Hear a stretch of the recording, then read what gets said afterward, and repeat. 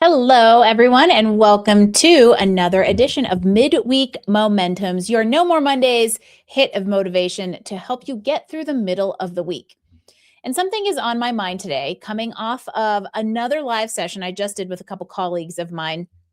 I hosted a session on LinkedIn Live about how to job search writer.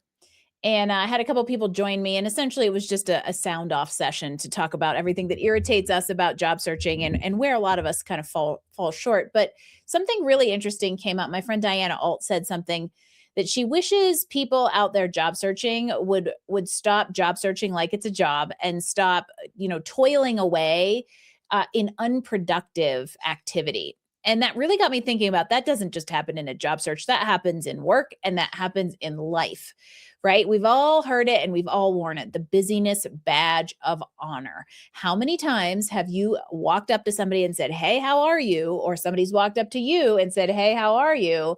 "Oh my gosh, I'm so busy." We wear it like a badge. And recently on an episode of Midweek Momentum, I talked about rest. We actually had a full No More Mondays podcast episode with Cherie Sauer where we talked about the importance of rest and recovery in performance. And so quite literally, when we keep thinking about this, like overwork, overwhelm, everything is important, we're not giving ourselves room to rest and recover, for one.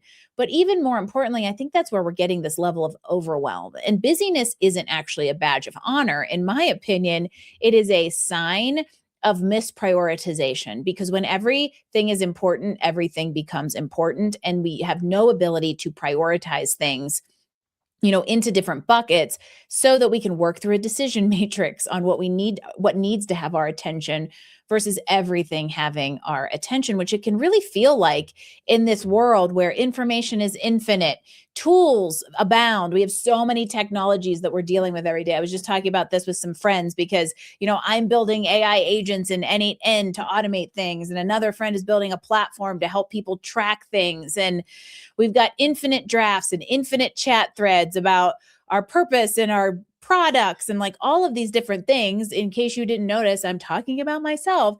There's just endless ways to optimize and do. We literally could spend all day prompting and talking to ChatGPT, rewriting things, rewriting it. Even if you don't have ChatGPT, how many of you out there have ever rewritten a to-do list just to check things off of it, right? Researching information, reading the news, planning your next move instead of making the move, right? There is this idea that doing stuff is productive, but if we haven't actually stopped to think about the work that we're doing and the goal that we have for the work, we're just spinning and spinning and spinning. In the entrepreneurial world, we talk about working in your business versus on your business, because there's things in your business that feel productive, back end operations, making content. Eventually that stuff will work out, but sometimes we have to get out from behind that curtain and go out and work on our business, talk to people, do the things that are actually going to produce results, whether it's in business, whether it's in leading your team, whether it is in your job, right? Leading a team is a perfect example of a place where it's really easy to get caught up in busy work, strategy, meetings. When was the last time you went to a really productive meeting that wasn't with me?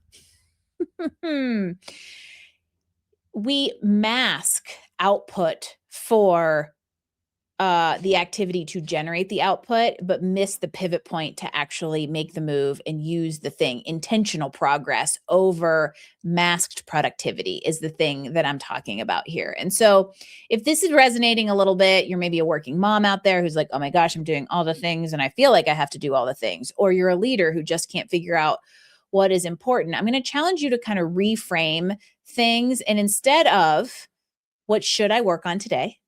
Or what do I need to work on today? Or even worse, what do I have to work on today? Ask yourself, what can I do today to move myself forward? What action can I take that would actually move the needle? That one question will help you look at your to-do list completely differently. It may even help you look at your life completely differently.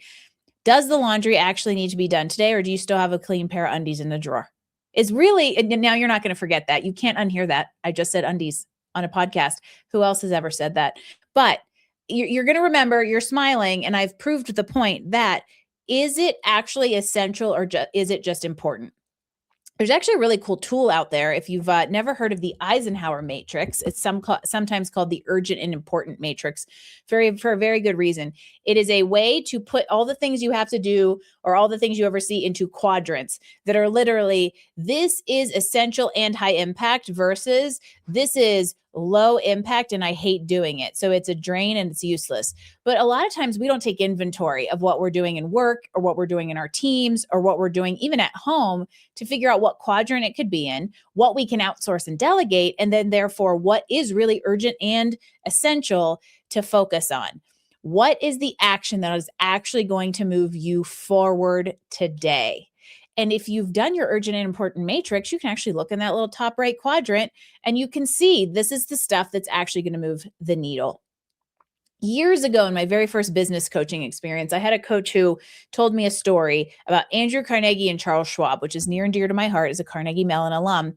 And it goes something like Charles Schwab asked Andrew Carnegie, or maybe it was the reverse. I'm going to get the story wrong. But the point is, one of them asked the other for their number one tip on how to succeed in business. And one says to the other, write down the 6 most important things you need to do tomorrow, this evening, before you wrap up work.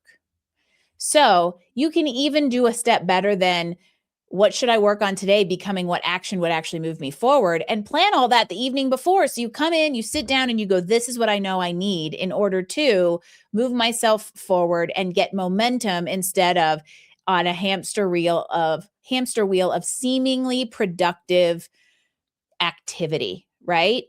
Movement is not the same as making moves. And that is an important distinction to think about because busy is not the same as actually moving yourself forward. Activity is not necessarily productive if it's not really making you progress.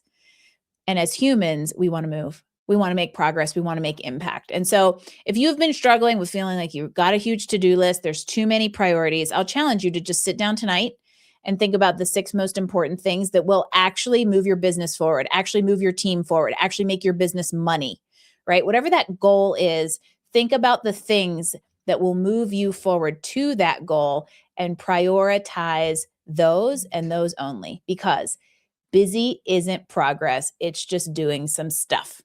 I'll see you next week for another Midweek Momentum.